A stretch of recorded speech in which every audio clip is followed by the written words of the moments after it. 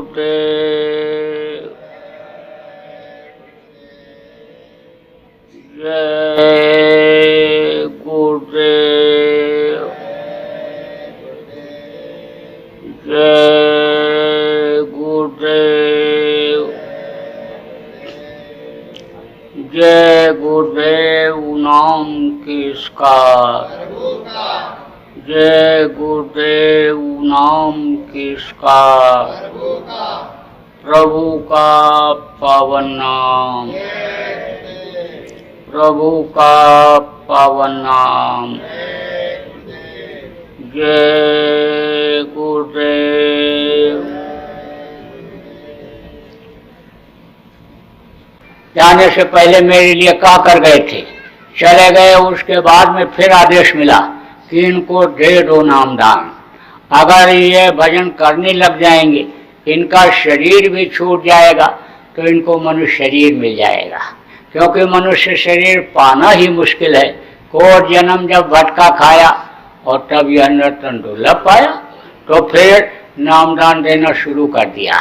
लाखों लोगों को दे रहा हूँ, लाखों लोगों को दे चुका हूँ, और जो कर रहे हैं उनको फायदा हो रहा है। पहले के समय में बड़ी मेहनत करनी पड़ती थी इस चीज को पाने के लिए। एक जन्म पहले जन्म में तो सेवा ही करवाते थे, दूसरे जन्म में नाम, दूसरे जन्म में तब ये नाम देते थे। तीसरे जन्म में मुक्ति पर, चौथे में निर्धाम। 6 जन्म लेना पड़ता था पार होने के लिए। जन्मने मरने की पीड़ा बर्दाश्त ही करनी पड़ती थी, और अगर कहीं पाप बन गया तो नर्क चले जाओ तो फंस गए। अब तो आप बहुत से लोग पहली ही बार आए हो और आपको दे दिया जा रहा है। क्यों दे दिया जा रहा है? इसलिए दे दिया जा रहा है कि जिंदगी का कोई ठिकाना नहीं है, और ये रत्न जो मिला, मानव मंदिर जो आपका मिला, यह आपका ढह जाएगा, बेकार चला जाएगा। तो आप इबादत भजन करके पार नहीं हो सकते, इसलिए आपको दे दिया जा रहा है। बड़ी बड़ी परीक्षाएं लेते थे, खूब सेवा करवाते थे। भल्ला साहब एक जागीरदार थे, बहुत जमीन जायदाद थी, तो सत्संग सुनने जाते थे। सत्संग सुनने जाते थे तो वैराग्य आ गया। ये चीज़ समझ में आ गई कि पैदा होने के पहले जो माँ के स्तन में दूध भर देता है, परवरिश वही करता है, देता वही है, हमको तो खाली निमित्त मात्र बनना है। यह समझ में आ गया। तो गृहस्थ आश्रम में ही रहते रहते उन्होंने अन्य समय लोग की नामदान ले लिया, और एक तरह से वैराग्य सा आ गया, उदासीनता आ गई। अब आप ये समझ लो, कहते हैं ना कि मोहन नारी नारी का रूपा, अपन्नगारी है चरित अनूपा। माया और भक्ति ये दोनों एक साथ नहीं रहती हैं। तो भक्ति जब जगती है तो माया धीरे धीरे खिसकने लगती है। तो अन्य समझ लो कि धीरे धीरे धीरे परिवार वालों का भी लेना देना खत्म हो गया। लेना देना किसको कहते हैं? आपको ये नहीं मालूम है कि पिछले जन्म में आप कहाँ थे और किसके साथ रहे और कहाँ किसके साथ आपको रहना है। आप परिवार में एक दूसरे के साथ जोड़ दिए गए हो। ये किस लिए जोड़े गए हो? लेना देना अदा करने के लिए। अब जब ये समझ में आ जाता है कि लेना देना हमको कैसे अदा किया जाए, तब तो आराम से अदा हो जाता है। और नहीं तो इसी में मुक्का लाभ अन्य समझ लो सब चलता है। इसी में गाली गलौज और समझ लो कि बातों की लड़ाई, और फिर अन्य घूसिम घूसा की लड़ाई, और उसके बाद कोर्ट और कचहरी की लड़ाई।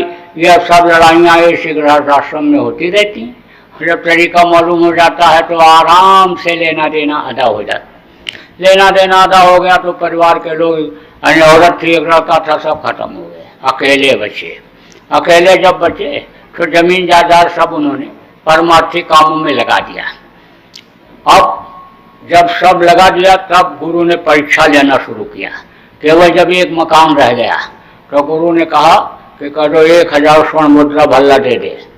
तो 1000 स्वर्ण मुद्रा रुपया सोने के चलते थे, तो सोना का रुपया 1000 का ही मकान उनका बिका, दे दिया। कुछ नहीं रहा। इधर उधर आप जहाँ जाएं वहीं रोटी मांग के खा लें और फिर वहीं अपना भजन करें। पहले रोटी की चिंता लोगों को नहीं रहती थी। किसी के भी दरवाजे पर कोई पहुंच जाए तो लोग रोटी खिलाते थे और रहने की जगह देते थे। कहते थे मेहमान नहीं भगवान आ गए, इनका स्वागत उसी तरह से होना चाहिए। ये देवता नहीं, ये भगवान है, मेहमान नहीं भगवान। तो अब गुरु ने फिर एक दिन याद किया और कहा देखो भाई भल्ला कहाँ है, पता लगाओ। पता लगाया लोगों ने, तो लोगों ने बताया भल्ला, तो उसको तो गुरु जी याद कर रहे। गुरु जी के पास गया, कहा रे भल्ला तू कहाँ रहता है?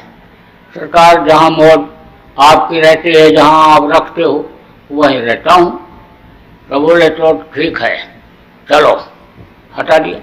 अब लोगों ने कहा तू भल्ला कहाँ जा रहा है, तू मत जा।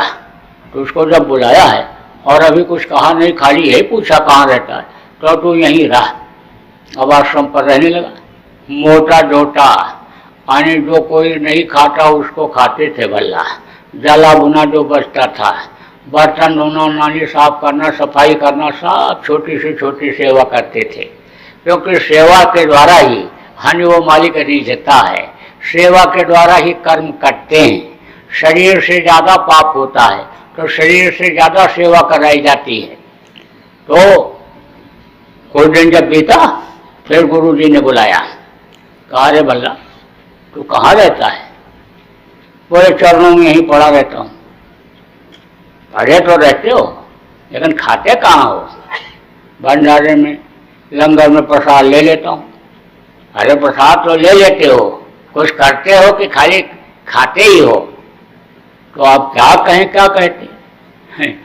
कहते हैं ना कि जो पेड़ फैल जाता है उसकी डाल झुक जाती है, जिसके अंदर को शक्ति आ जाती है वो छोटा बन जाता है। तो अब अपने किए हुए को अपने मुंह से क्या वर्णन करें? न निज मुख निज गुण कहिए न काहू। अपने गुण को अपने मुंह से कभी वर्णन ही नहीं करना चाहिए। तो हाथ जोड़े खड़े रहे, बोले तुम लकड़ी लाया करो लंगर के लिए। तो अब लकड़ी लाने लगे जंगल से। फिर एक दिन बुलाए दोपहर में, देखो कैसे परीक्षा लेते हैं। दोपहर में फिर बुलाए एक दिन, अरे बोले लकड़ी लाया? हाँ सरकार लाए। कितना लकड़ी लाते हो? एक गट्ठा।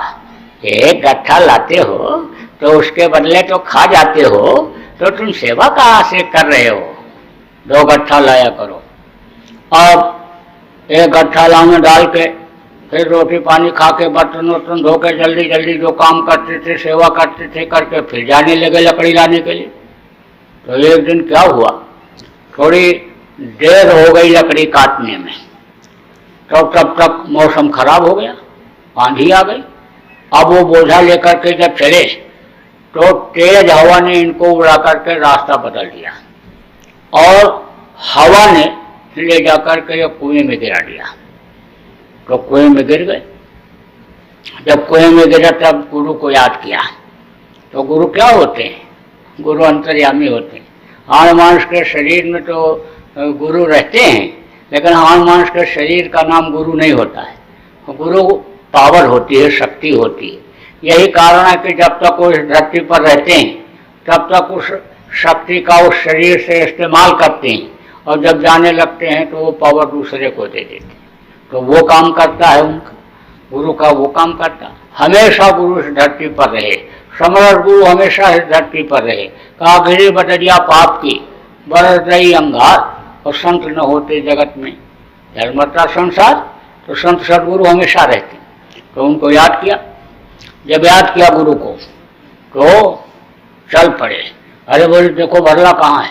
भल्ला कहाँ? तो भल्ला तो वहाँ था, उसी रास्ते पर जा रहे हैं जिधर वो कुआं है। लोग कह रहे भल्ला तो आया नहीं, और भल्ला तो इधर से आता है, इस रास्ते से जाता है, कोई आता है कुछ नहीं। गए हुए कुएं के पास, बोले आवाज लगाओ। अब भल्ला नीचे से बोले मैं तो कुएं में गिर गया। तो गुरु जी ने कहा निकालो। तो अपना धोती कपड़ा जो भी जिसके पास था रस्सी बटा और कहा कि इसको पकड़ करके तुम बाहर आ जाओ। बोले देखो मेरे सिर पर लकड़ी का बोझा है, उसको मैं बांधता हूँ, पहले उसको खींचो और फिर मैं उसको बाद में निकालना। लोगों ने कहा लकड़ी फेंक दे। बोला लकड़ी कैसे फेंक दें? लंगर में जलेगा क्या? लकड़ी भीग जाएगी, जलेगी नहीं। आदेश का उल्लंघन हो जाएगा गुरु के। मेरी सेवा कर जाएगी, पहले लकड़ी निकालो और फिर मुझको निकालना। तो पहले लकड़ी निकाली गई और उसके बाद भल्ला को निकाला गया। अब गुरु खड़े मुस्करा रहे हैं। जब भल्ला गए उनका पैर छुए तो गुरु ने सिर पर हाथ रखा तो कहा, भल्ला मांग ले जो तुझको मांगना है। तो भल्ला ने कहा, अब मांगने को क्या रह गया, जब आप मेरे हो गए और मैं आपका हो गया तो अब मांगने का रह क्या गया। लेकिन जब आप कह रहे हो तो मांग रहा हूँ। कल युग में ऐसी न तो किसी से दक्षिणा लेना और न किसी की परीक्षा लेना। कल युग के जो पास नहीं हो पाएंगे, दे नहीं पाएंगे। यही आप आज हमको वरदान दे दो। तो पहले तो बड़ी बड़ी परीक्षाएं होती रही, दक्षिणा भी खूब आने लेते रहे, और अब तो कुछ नहीं। लेकिन आप कहोगे भाई, भारत की यह संस्कृति रही है, यह मर्यादा रही है कि जब दीक्षा लिया जाए, मंत्र लिया जाए, नामदान लिया जाए, कुछ सीखा जाए तो अन्य दक्षिणा में कुछ दिया जाए। काका काका ABCD जब पढ़ते हैं तो भी फीस देते हैं, दक्षिणा की जगह उसको फीस लोग कहने लग गए। कोई किसी से कुछ पूछता है, मकान का नक्शा बनवाता है, मजदूरी काम कम कराता है, कुछ कराता है तो उसको देता है। अब उसका नाम लोगों ने बदल दिया। ऐसे आप कहोगे भाई, इनसे हमको कुछ सीख लेनी है, लोक परलोक बनाने की, नामदान मंत्र दीक्षा लेना है तो हमको कुछ दक्षिणा में देना चाहिए। तो आप दे भी सकते हो, दे भी सकते हो। अब आपको देना क्या है ये भी बता दूँ। देखो, मैं मांग नहीं रहा हूँ, आपको सब बात बता रहा हूँ, याद दिला रहा हूँ। आप से क्यों मांगूंगा, क्योंकि आप भी किसी से मांगते रहते हो दिन रात। अरे भाई, कोई जब भिखारी होता है तो भिखारी से कोई कुछ मांगता है, भिखारी से कोई कुछ नहीं मांगता। तो कहा कि दाता एक राम और भिखारी सारी दुनिया, सभी मांग रहे हैं। जिसके पास लाख है कहता करोड़ हो जाए, करोड़ है जिसके पास कहता अरब खरब हो जाए, अरब खरब जिसके पास है कहता कुबेर भगवान का खजाना हम ही को मिल जाए। तो सभी तो मांग ही रहे हैं और आप भी मांगते रहते हो। तो आपसे क्या मांगना, आपसे कुछ नहीं मांगना है। लेकिन आपको ये याद दिलाता हूँ कि भारतीय ये संस्कृति रही है कि कुछ ना कुछ दिया जाता है, तो आप दे सकते हो, दे दो आप। अब आपको देना क्या है वो भी मैं आपको बता देता हूँ। आप अपनी बुराइयों को यहीं छोड़ जाओ, बुरे कर्म अब मत करना। अभी तक जो आपने मांस खाया, मछली खाया, अंडा खाया, शराब पिया, ताड़ी अफीम का सेवन किया, दूसरी औरत के साथ बुरा कर्म किया, जान में अनजान में किया, दबाव में किया, प्यार में किया, कैसे भी आपने किया, लेकिन अब मत करना। कान पकड़ लो, तौबा कर लो और उस मालिक से आज ही माफ़ी मांग लो कि मेरे से गलती हो गई और मैं भूला हुआ था, भटका हुआ था। अब मुझे याद आ गया, किसी ने याद दिला दिया, समझा दिया कि कर्मों का फल मिलता है। तो हम कर्मों का जो हमारे बुरा कर्म है उसका फल हमको न मिलने पावे, सजा हमको न मिलने पावे, नरक 84 में न जाना पावे, उसके लिए आप हमको माफ़ी कर दो, हमारे ऊपर दया मेहरबानी कर दो। अब आज आप माफ़ी मांग लो उस मालिक से और अब गलती मत करना। देखो, जैसा मैंने आपको बताया कि मांस मनुष्य का भोजन नहीं है, बेमेल खून हो जाता है और बुद्धि खराब हो जाती है, जो नुकसान पहुंचा देती है। इतिहास ये भी बता रहा है कि देखो, बुद्धि खराब हुई मांस खाने, शराब पीने और दूसरे औरत को बुरी नजर देखने से, तो सर्वनाश हो गया। सोने की लंका खत्म हो गई, 1 लाख लड़के 1.25 लाख नाती खत्म हो गए। तो उसका क्या कारण था? यही कारण था, यही 3 बुराइयां अंदर में उसके थी कि जैसे सर्वनाश हुआ था। तो अब आप इस बात को समझो कि मांस मत खाना। जो अन्य समझ लो कि जानवरों को मारता है, काटता है, बनाता है और खाता खिलाता है, उसको सबको अन्य समझ लो कि पाप लगता है। सबको, इसलिए अब घर में नहीं आना चाहिए। मछली क्या है, तालाब की सफाई के लिए बनाई गई। कोई भी गंदी चीज आप तालाब में डाल दो तो मछली उसको खा जाती है। मछली जब मर जाती है तो पानी के ऊपर तैरती है, गीद और कौवा खाते हैं। आप खकार के ठोक दो नदी तालाब में या टट्टी करके धोने के लिए जाओ तो टुकड़े गिरेंगे, मछली खा जाएगी। कोई गाय, बैल, भैंस, सुअर बह करके नदी तालाब में आ जाए तो मछली खाएगी। मत खाना आज से नहीं। अंडा क्या है, ये माताएं मासिक धर्म होती हैं तो खराब खून इकट्ठा हो जाता है, उसका बच्चा बन जाता है। और मुर्गियों का खराब खून, उनके टट्टी पेशाब का खराब हिस्सा जब इकट्ठा हो जाता है तो वही अंडा बन जाता है। अब डॉक्टर साहब लोग तो कहते हैं अंडा खाओ ताकत आ जाएगी, लेकिन यह डॉक्टर और वैज्ञानिक जो अंडा खाते और खिलाते हैं ये सब अज्ञानी, इनको कोई ज्ञान नहीं, कोई जानकारी इनको नहीं है। देखो कहते तो हैं कि हवाई जहाज बना लिया, हेलीकॉप्टर बना लिया, हवा में उड़ने लग गए, लेकिन पेट्रोल खत्म हो जाए या एक नट कोई हवाई जहाज का ढीला हो जाए तो मुंह के बल गिरेगा कि नहीं। वो भी तो कोई विज्ञान था कि हनुमान जी जब संजीवनी बूटी लेने के लिए गए थे तो कोई हेलीकॉप्टर या हवाई जहाज पर बैठकर गए थे, उड़ करके गए थे और पूरा पहाड़ उठा करके ले आए थे। कोई ऐसा हवाई जहाज बना कि जो पहाड़ उठा करके ले आवे तो कितना भी डॉक्टर टर टर करता रहे, न तो अंडा खाना और न बच्चों को खिलाना। और देखो शराब में तो है 1000 बुराई।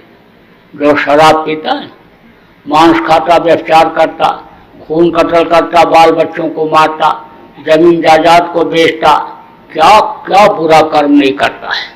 मुसलमान की किताब में लिखा है कि एक कटरा भी शराब का अगर जिस्म पर पड़ जाए तो उसको काट करके फेंक देना चाहिए। हिंदुओं के यहाँ लिखा है पियो, लिखा है गंगा जल कृत बारुण जाना और तदप न संत करंटे पाना। गंगा जल जैसे जल में चाहे शराब बनाया गया हो तो शिष्ट लोग नहीं पीते, नहीं पीना चाहिए। इधर राजस्थान है ना, आप लोग भी कुछ राजस्थान के यहाँ जरूर हो गए। एक आदमी ने कहा कि जहाँ न जाए बैलगाड़ी और वहाँ जाए मारवाड़ी, सब जगह होते हैं। मारवाड़ी नहीं बताया वहाँ बीकोटा में कि 600 वर्ष पहले यानी हमारे पूर्वज यहाँ आए थे और ये पूरा कुंबा और ये दुकानें ये सब उसी परिवार की, हमारे एक ही परिवार की हैं, तो सब जगह मिलते हैं। तो आपको याद दिलाओ राजस्थान का, बुजुर्गों ने वहाँ बताया, बुजुर्गों को बड़ा अनुभव होता है। बुजुर्गों के पास उठना बैठना चाहिए, उनकी सेवा करना चाहिए। माता पिता की सेवा ही लोग नहीं करते, बुजुर्गों को सम्मान ही नहीं देते, उनके पास बैठो तो बड़ी सीख देते। कहा ना कम खाओ तो डॉक्टर के पास जाना ही नहीं पड़ेगा। ज़्यादा मन कह देता है, कोई चीज़ खाने को पसंद आ जाता है तो तभी बीमारी हो जाती है और डॉक्टर के पास जाओगे तो फौरन ऑपरेशन बताएगा क्योंकि उसी में पैसा मिलता है। अब आप समझो कि गम खाओ, 2 बार बर्दाश्त कर लो तो थाना पर नहीं जाना पड़ेगा, पुलिस को पकड़ने नहीं आना पड़ेगा, कोर्ट कचहरी में नहीं जाना पड़ेगा और नहीं कितनी ड्यूटियाँ घिस जाएंगी कचहरी करते करते, पेशी करते करते। कितनी बार ऑपरेशन कराना पड़ेगा अगर ज़्यादा खा लिया तो कम खाओ और गम खाओ।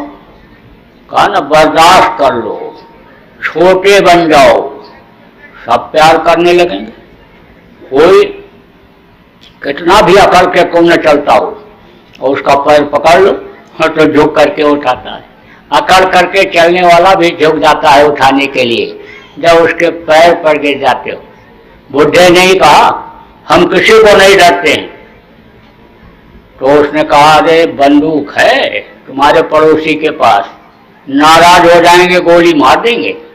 अरे बोला उनके पास 2 नली की है और हमारे पास 10 नली की बंदूक है, काका 10 नली की बंदूक न सुना और न देखा, 10 नली की बंदूक कैसी होती है? अरे बोला है, हमेशा साथ रखता हूं। कहाँ साथ रखते हो? धोती खाली पहने बैठे हुए हो, गौछा डाले हुए कंधे पर, कहीं न जेब है, न कहीं कुर्ता है, न बनियाइन है, रखे कहाँ हो 10 नली की बंदूक?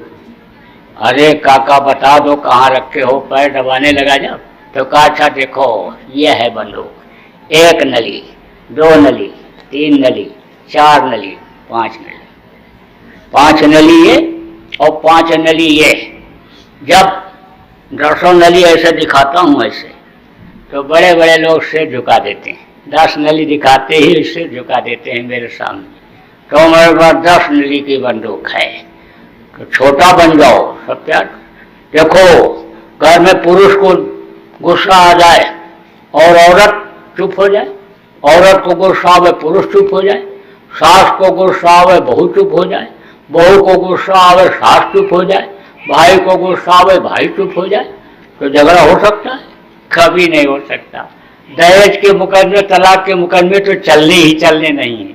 अगर बर्दाश्त कर लो तो आप ये समझो कि बुजुर्गों ने बहुत सीख लिया, बुजुर्गों के पास बैठने से बहुत जानकारी होती है। सत्संग पहले के समय में जब लोग सुनते रहते थे तो हर चीज की जानकारी मिलती रहती थी। बताया गया ना कि केला बहुत फायदा करता है, लेकिन गरिष्ठ होता है, जल्दी हजम नहीं होता है। तो जिस मालिक ने आदमी के लिए केला बनाया, उसको हजम करने के लिए इलायची भी बना दिया। केला खा लियो, ज़्यादा केला खा लो पेट साफ करेगा, लेकिन देर में हजम होगा उसके लिए इलायची खा लो, जल्दी हजम होने लगेगा, पेट साफ कर देगा। अजवाइन डाल दो अरवी की सब्जी में तो उसकी गरिष्ठता कम हो जाती है। उड़द की दाल को हींग से क्यों भगाते हैं? कि गरिष्ठता कम हो जाए। चावल खा लिए हो, हजम ना हो रहा हो तो नारियल का पानी पी लो, नारियल का टुकड़ा खा लो, चावल हजम होने लगेगा। पेट में पड़ी हुई चीज को मूली हजम कर देती है, लेकिन मूली खुद हजम नहीं होती है जब तक उसका पत्ता न खाया जाए। अमरूद बहुत फायदा करता है, लेकिन अमरूद का बीज कभी नहीं निकालना चाहिए, बीज सहित अमरूद को खाना चाहिए। नींबू बहुत फायदा करता है, लेकिन उसका बीज बहुत नुकसान करता है, वो बीज न होता तो वो अमृत होता, और अन्य समझ लो अमरूद का बीज न होता तो जहर होता। अब ना जानकारी में कोई कभी भी कोई भी चीज खा लेता है तो वो चीज उसको नुकसान कर जाती है। जैसे सुबह मूली मूल है और दोपहर मूली मूली और शाम को मूली सूली, शाम को नहीं खाना चाहिए। दोपहर खीरा हीरा, सुबह खीरा हीरा, दोपहर खीरा खीरा और शाम को खीरा पीरा, शाम को नहीं खाना चाहिए। पपीता पेट में पड़ी हुई चीज को हजम करता, बहुत सारी चीजें ऐसी हैं।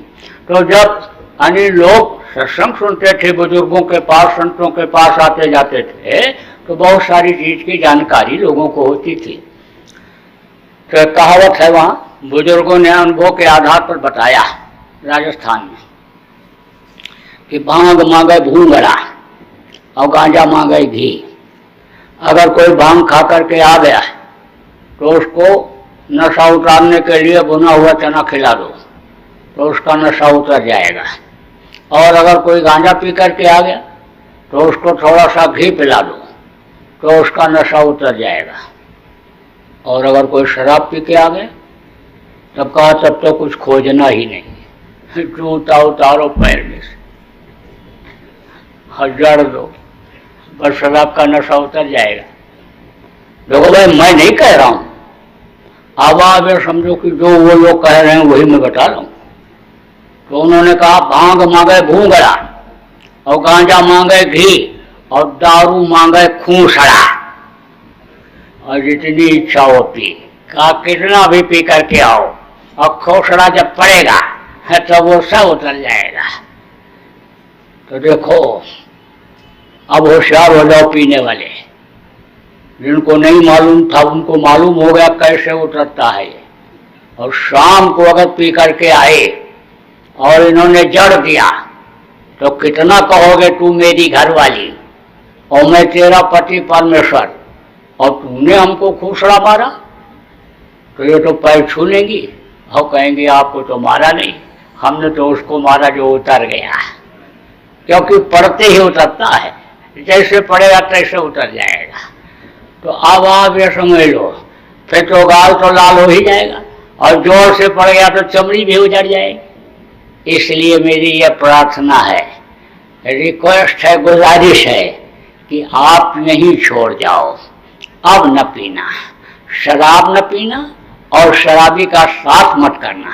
साथ करोगे तो फिर पिला देगा, साथ का असर होता है। बुरे के साथ से ही आपके अंदर बुराई आई और बुरे का साथ छोड़ दोगे, अच्छे के साथ उठने बैठने लगोगे तो शराब छूट जाएगी। देखो मिश्री के अंदर रस्सी पड़ी रहती है, मिश्री के भाव वो भी बिक जाती है, बांस के टुकड़े पड़े रहते हैं वो भी मिश्री के भाव बिक जाते हैं। कैकेयी कितना प्रेम करती थी राम से, लेकिन मंथरा दासी उसकी 24 घंटा साथ रहती थी। समझा समझा करके कैकेयी का दिमाग बदल दिया। 14 वर्ष के लिए राम को कैकेयी ने जंगल भिजवा दिया। तो साथ का असर होता है। अब अच्छे का साथ करना, शराबी का साथ छोड़ देना। तो शराब मत पीना और दूसरी औरत के साथ बुरा कर्म मत करना। आपको नामदान देता हूँ, आपको इसी मनुष्य शरीर के अंदर भगवान के मिलने का, देवी देवताओं के दर्शन करने का, अनाथ वेद वाणी, आकाशवाणी जो हो रही, जो घंटा घड़ियाल 24 घंटे बज रहा, शंख ध्वनि जो हो रही, जो कीर्तन 24 घंटे हो रहा, उसको सुनने का रास्ता आपको अभी बतलाता हूँ। उसके लिए ना आपको घर छोड़ना है, न जमीन जायदाद छोड़ना है, न उसके लिए बाल बच्चों को छोड़ना है। आपको गृहस्थ आश्रम में ही रहना है। अगर है आपके पास तो अच्छा खाओ, हजम कर सकते हो, 100 गिलास दूध पी लो, 2 किलो घी रोज खा लो। आपके पास है अच्छा कपड़ा पहनो, है तो अच्छे मकान में रहो, है तो अच्छे गाड़ी घोड़ा में चलो। लूट करके, मार करके, काट करके, ला करके करने के लिए, अच्छा रहने के लिए नहीं कह रहा हूँ। है तो आप रहो, जिस हालत में है रहते हो उसी हालत में रहो। गरीबी में हो गए तो धीरे धीरे इससे गरीबी दूर होती जाएगी। जो मैं बता रहा हूँ आपको, उससे गरीबी दूर हो जाएगी धीरे धीरे, बीमारी धीरे धीरे दूर हो जाएगी। धीरे धीरे आपके जो बिगड़े काम हैं वो बनने लगेंगे। वो मैं तरीका आपको बतलाता हूँ। तो न घर छोड़ना है, न जमीन जायदाद छोड़ना है, न बाल बच्चों को छोड़ना है, गृहस्थ आश्रम में रहना। और जहाँ लड़की लड़के की शादी करते हो, ब्याह करते हो, वही करना। न जात बदलना है, न धर्म बदलना है। हमारे यहाँ तो मानववाद है, मानवता है, यहाँ इंसान और इंसानियत वाली बात है। लेकिन ये प्रेमी जो हमारे साथ हजारों लोग चल रहे हैं, भंडारे में बैठकर एक साथ भोजन तो करते हैं, भजन ध्यान एक साथ करते हैं, एक साथ चलते, एक साथ सत्संग सुनते, एक साथ उठते बैठते हैं। लेकिन ये लोग भी यहाँ से जाने के बाद जहाँ जिस समाज जिस जाति में रहते हैं उसी में ये रहते हैं। पूजा पाठ तो अब इनका बदल गया। पहले कोई पेड़ में खोदता था भगवान को, पत्थर में, कोई गोबर मिट्टी में खोदता था, कोई तीर्थों में जाता था, कोई गंगा जमुना में डुबकी लगा करके भगवान को खोजता था। और अब तो खोज रे पिया निज घट में। अब ये इस घट में उस पिया को, उस मालिक को खोजते हैं। तो पूजा तो इनका बदल गया। बहुत से लोग ऐसे भी इसमें बैठे हुए कि जो 10-10 कुंटल मछली खाए बैठे हैं, 10-10 कुंटल। लेकिन छोड़ दिया उन्होंने। जब जानकारी हो गई तो यह सब मांस, मछली, अंडा छोड़ दिया। आप पियक्कड़ों को क्या मालूम होगा, जैसे ये पियक्कड़ जो इसमें बैठे हैं, जितना ब्रांड इनको मालूम है शराब का, आपको नहीं मालूम होगा। इतना पीने वाले इसमें आपको मिलेंगे, लेकिन इन्होंने छोड़ दिया। तो यह सब कुकर्म, बुराई और पाप लगने वाले कर्मों को तो इन्होंने छोड़ दिया, लेकिन बाल बच्चों को इन्होंने नहीं छोड़ा है, गृहस्थ आश्रम इन्होंने नहीं छोड़ा है। अब ये जरूर है कि उस मालिक पर विश्वास हो गया है इनको, जो सबको देता है, सबको खिलाता है। तो ये घर छोड़ करके उसी मालिक पर चले आए हैं। लेकिन इनको यह भी विश्वास है कि हमारा कोई नुकसान नहीं होगा। तो ये लौट करके जाएंगे, इनका अच्छा ही वहां रहेगा, अच्छा ही दिखेगा। तो ये लोग भी गृहस्थ हैं, ये कोई जनी समझ लो ना जात के साधु हैं और न ये कपड़े के साधु हैं, ये साधक हैं, साधना करते हैं, ये साधते हैं अपनी जीवात्मा को। तो आपको भी यही पाठ पढ़ाया जा रहा है कि आप न घर छोड़ना, न जमीन जायदाद, न जात पात, न अपना, यानी घर छोड़ना, आप जहाँ रहते हो, जिस हालत में रहते हो उसी हालत में रहना। लेकिन अब आपका खान पान अगर गंदा है तो आप उसको सुधार लेना। आप नशे का सेवन करते हो, ऐसे नशे का सेवन करते हो कि जिससे माँ बहन बहू बेटी की पहचान आंखों से खत्म हो जाती है, तो उसको आप अब नशे को मत करना। अब आपको नशा अगर करना हो, ऐसा नशा बताता हूँ कि जो कभी उतरेगा ही नहीं, है ना। कहा ना, जाम मुल्ला तेरा रोज पीना, मस्तों का नहीं है करीना, और जो चढ़ती उतरती है मस्ती वो हकीकत की मस्ती नहीं है। वो मैं अभी आपको बताऊंगा, हकीकत की मस्ती कि जो कभी उतरती नहीं, जिसके लिए नानक साहब ने कहा भांग भकूरी सुरा पान, उतर जाए पर भात और नाम कुमारी नानका चढ़ी रहे दिन रात। वो दिन रात चढ़ी रहने वाली मस्ती में भी आपको बताऊंगा कि कैसे आएगी। तो देखो, ये जो आपको बताया, खान पान आप सही रखना, और आप समझो कि मेहनत ईमानदारी से कमाई करोगे तो बरकत उसमें होने लगेगा। आप कोई इसमें से ऐसा धंधा करते हो, मांस बेचते हो, शराब बेचते हो, या कोई अंडा बेचते हो, इस तरह का करते हो, बंद कर दो, दूसरा काम कर लो। देखो, उससे ज़्यादा आमदनी इसमें होने लगी। मैंने बताया, समझाया, लोगों ने धंधा बदल दिया, अब बता रहे हैं कि ज़्यादा आमदनी हो रही। सब तरीका होता है, मेरे पास तो तरीका है, मैं बता दूँ, ये कमाए और 10 खाएं, 10 खाएं, वो तरीका बता दूँ। तो देखो, अब आप समझो कि जिसका नाम होता है उसका रूप होता है, उसका स्थान होता है और उसकी आवाज़ होती है। जैसे आप जय, वर्णात्मक नाम है जय गुरुदेव। देखो, राम आए तो उन्होंने नाम को जगाया राम को, कृष्ण आए, कृष्ण नाम में शक्ति रही, त्रेता द्वापर खत्म हुआ, कलयुग आया तो गुरु महाराज ने जय गुरुदेव नाम को जगाया। तो जय गुरुदेव नाम में भी भगवान की ताकत है, शक्ति है। परीक्षा भी लिया लोगों ने, गुरु महाराज ने जब भगवान का नाम बताया और कहा मुसीबत में तकलीफ में जय गुरुदेव नाम बोलोगे तो तुम्हारी रक्षा होगी। बोले लोग, जा रहे हैं, मधुमक्खियाँ छेदने लगी। जब मधुमक्खियाँ छेदने लगती हैं तो बगल का ही आदमी छोड़ करके भाग जाता है। जब कोई सहारा नहीं, जय गुरुदेव बोला तो बस हवा तेज चली और धूल उड़ी, मधुमक्खियों के आंखों में पड़ी, मधुमक्खियाँ छोड़ करके चली गई। धूल से और धुएं से मधुमक्खियाँ भाग जाती। पानी में नहाने के लिए गया, डूबने लग गया, तिनके का भी सहारा नहीं है, जय गुरुदेव बोला, बस तेज हवा के साथ पानी की हिलोर आई और ले जा करके किनारे लगा दिया।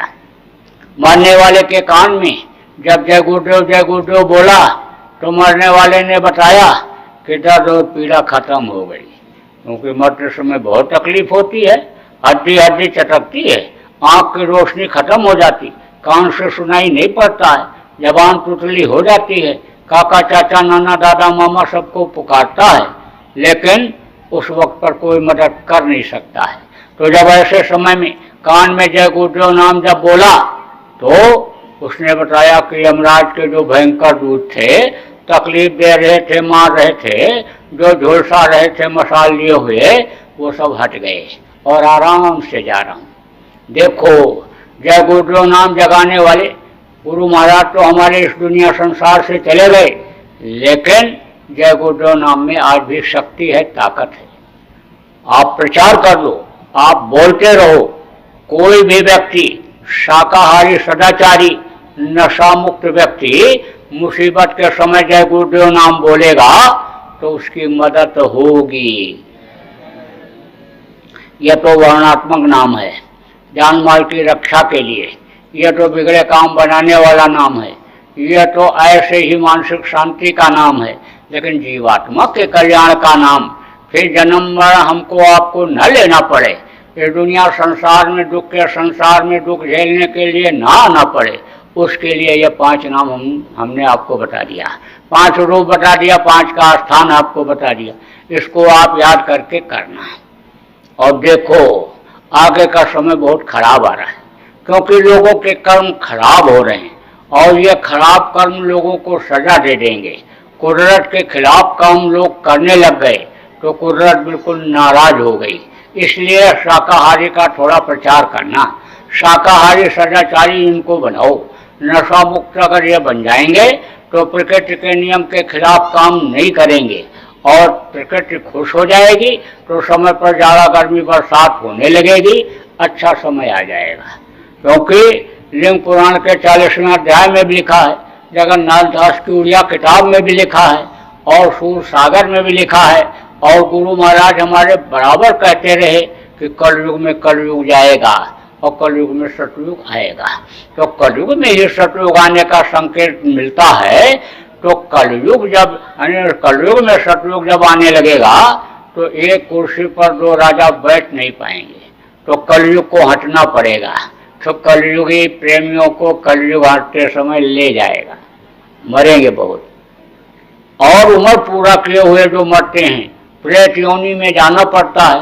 प्रेतों का मुंह बहुत पतला होता है, पेट बहुत बड़ा होता है, पेट कभी भरता ही नहीं है, तो भूखे रहते हैं, परेशान रहते हैं, दूसरों को परेशान किए रहते हैं। एक प्रेत एक घर में जब घुस जाता है तो पूरे घर को परेशान किया रहता है, परेशानी बराबर बनाए रखता है। अब जब इतने आदमी मुर्गा भैंसा बकरा मरेंगे तो एक एक आदमी पर 10-10 प्लेट जब लग जाएंगे तो कोई चैन की रोटी खा पाएगा कि चैन की नींद ले पाएगा। इसलिए थोड़ा सा इनको समझाने की जरूरत है, बताने की जरूरत है। एक समय तो ऐसा आएगा कि देश में गौ हत्या बंद हो जाएगी, और गौ हत्या ही नहीं, किसी भी पशु पक्षी की हत्या नहीं होगी। कश्मीर से कन्याकुमारी तक और गुवाहाटी से आपके चौपाटी तक कोई भी मांस की, शराब की, अंडे मछली की दुकान ही नहीं होगी। रात को 12 बजे देश के किसी भी सड़क पर कोई भी औरत घूमेगी, देख करके किसी की भी नीयत खराब होगी ही नहीं। भावना बदल जाएगी, विचार बदल जाएंगे, समझाने पर कुछ बदल जाएंगे, कुछ परिस्थितियां आएंगी बदल जाएंगी, और कुछ कुदरत के डंडे से बदल जाएंगे लोग। भावना की ही तो बात होती है। जवान भाई और जवान बहन एक ही चारपाई पर सोए रहते हैं, उनकी भावना अलग रहती है, पति पत्नी की भावना अलग रहती है, तो लोगों की भावना बदल जाएगी, विचार बदल जाएंगे। दूसरे के धन को लोग जहर से जहर मानने लगेंगे, दूसरे की माँ बहन को अपनी माँ और बहन की तरह से समझेंगे। इस धरती पर ही सतयुग का नजारा होगा। भारत आध्यात्मिक देश बनकर के उभरेगा, भारत आध्यात्मिक गुरु विश्व का होगा। वो समय आएगा, परिवर्तन हो जाएगा, बहुत बड़ा परिवर्तन होगा। देखो ये संविधान जब बना था तब की परिस्थितियां और थी, अब की परिस्थितियां और हो गई। उस नियम और कानून के अंतर्गत लोगों को सुख सुविधा नहीं मिल पा रही है, न न्याय देने वाले न्याय दे पा रहे, न न्याय मिलने वालों को न्याय मिल पा रहा, न सुरक्षा वाले सुरक्षा कर पा रहे, न सुरक्षा लोगों को मिल पा रही है। रोटी की समस्याएं बराबर बनी हुई हैं। तो आगे समझ लो उसमें संशोधन परिवर्तन जब हो जाएगा तो सबके लिए व्यवस्था हो जाएगी। अधिकारी हो, कर्मचारी हो, व्यापारी हो, नौजवान हो, मजदूर हो, किसान हो, सबके लिए अन्य सुख सुविधा हो जाएगी, ऐसा वातावरण बन जाएगा। लेकिन इस बीच का समय को बहुत सावधानी से पार करना है, क्योंकि बीच का समय बहुत खराब है। अभी अपहरण, बलात्कार, चोरी डकैती ये घटनाएं बहुत घटेंगी, प्राकृतिक आपदाएं बहुत आएंगी। अभी आप समझ लो कि खाली शुरुआत हुई है। कहीं भूचाल आ रहा है तो कहीं ओलावृष्टि हो रही, तो कहीं आप समझ लो बीमारियां आ रही हैं, कहीं पर आप समझो भूस्खलन हो रहा है। तो इसकी तो अभी शुरुआत है, अभी आगे आपको देखने को मिलेगा। ऐसी नई नई बीमारियां आएंगी कि 1 रुपये की दवा 1000 रुपये में खोजने पर नहीं मिलेगी। अब आप ये समझ लो कि अभी कोई ऐसी बीमारी आ जाए जो केवल मांसाहारियों को ही हो, तो कोई मुर्गा खाएगा? सेठ में पैसा देने पर भी नहीं खाएगा। मुर्गियों को जो बीमारी एक बार हुई थी, वो होटलों में खाना लोग बंद कर दिए कि कहीं बीमारी वाली मुर्गी का न गोश्त खिला दे। तो कुछ परिस्थितियां भी ऐसी आएंगी, कुदरत बदलेगी कि जिससे लोग शाकाहारी सदाचारी बन जाएंगे। तो अब आप ये समझो कि बीच का ये समय बहुत सावधानी से पार करना है, ठगी बहुत बढ़ेगी और जो है कि घटनाएं अनैतिक घटनाएं घटेंगी, उससे थोड़ा सा बचने के लिए आप तैयार रहो और लोगों को भी तैयार कर दो कि खराब समय से बचने के लिए अन्य धर्म को धारण कर लो, भजनानंदी बन जाओ, ईश्वरवादी बन जाओ, मालिक पर विश्वास हो जाए आपको और भजन पूजन सब लोग अपना करने लग जाओ। तो उसके लिए थोड़ा सा आप लोग प्रचार प्रसार अपने स्तर से करते रहो। देखो हमारा आश्रम है उज्जैन में, वहाँ पर बराबर कार्यक्रम होते रहते हैं। अभी होली का कार्यक्रम होगा 28 फरवरी, 1 और 2 मार्च को। उसमें आप लोग कुछ लोग आ जाना। सत्संग चलेगा 3-4 दिन, बराबर सत्संग चलेगा और साधना भी वहाँ कराई जाएगी और आपकी कोई समस्याएं होंगी उसको भी सुन लिया जाएगा। तो आप लोग उसके लिए आप तैयारी कर लीजिए। कुछ लोग वहाँ पर जिसको बहुत ज़्यादा फंसाव घर पर न हो, आप आ जाइए। संकल्प आप बनाओगे तो पहुँच जाओगे। संकल्प में बड़ी शक्ति होती, आपका कुछ बिगड़ेगा नहीं, कुछ नहीं बिगड़ेगा। देखो हजारों आदमी हमारे साथ चल रहे हैं, सैकड़ों गाड़ियाँ, अपनी गाड़ी अपना तेल, और ये 41 दिन तक हमारे साथ रहेंगे। 7 तारीख को ये काफिला चला है उज्जैन आश्रम से, और आपके मध्य प्रदेश और महाराष्ट्र और उधर आपके कर्नाटक और ये आपका तमिलनाडु में अभी चल रहा है।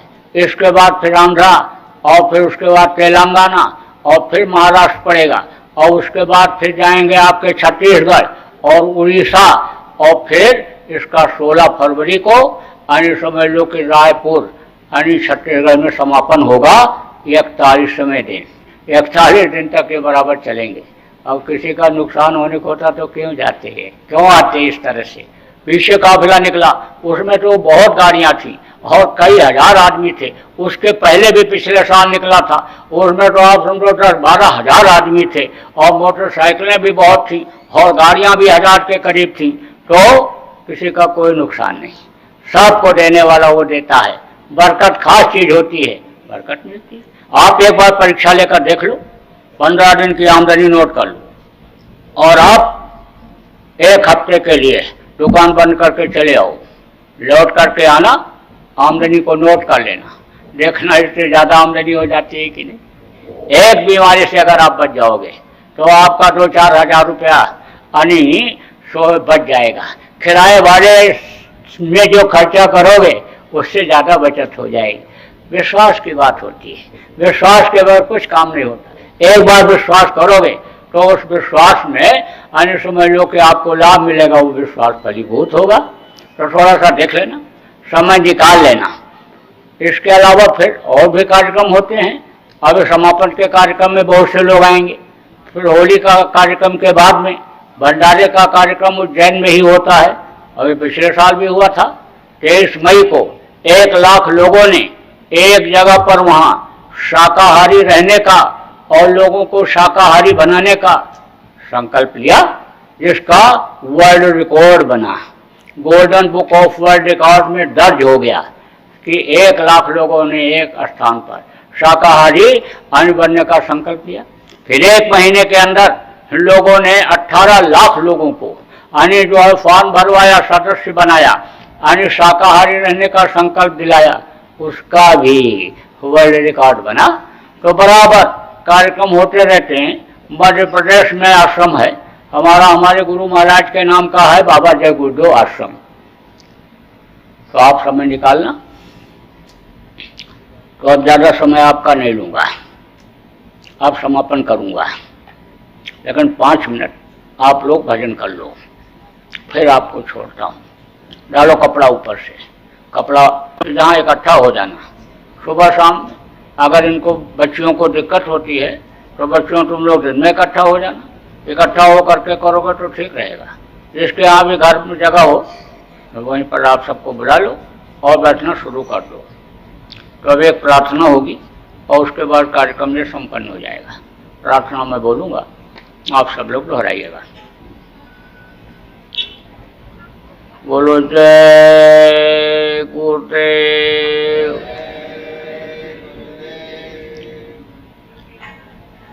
मेहर के नजर करो मेरी ओर, मेहर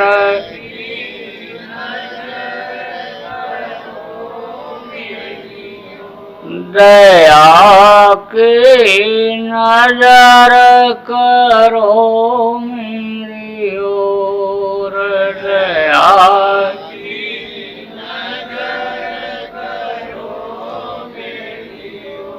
निश दिन तुम्हें निहारूं सतगुरु, निश दिन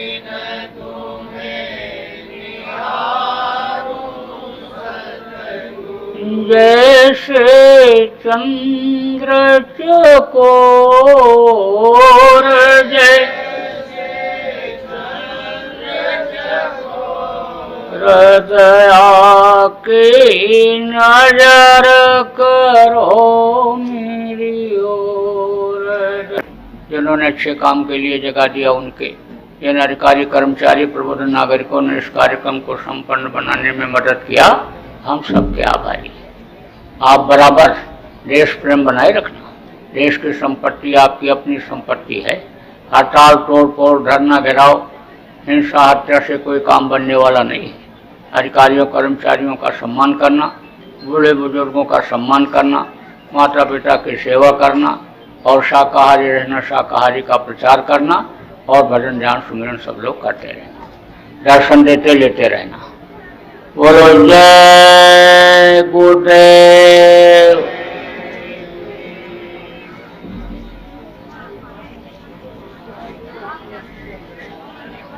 गौशाला के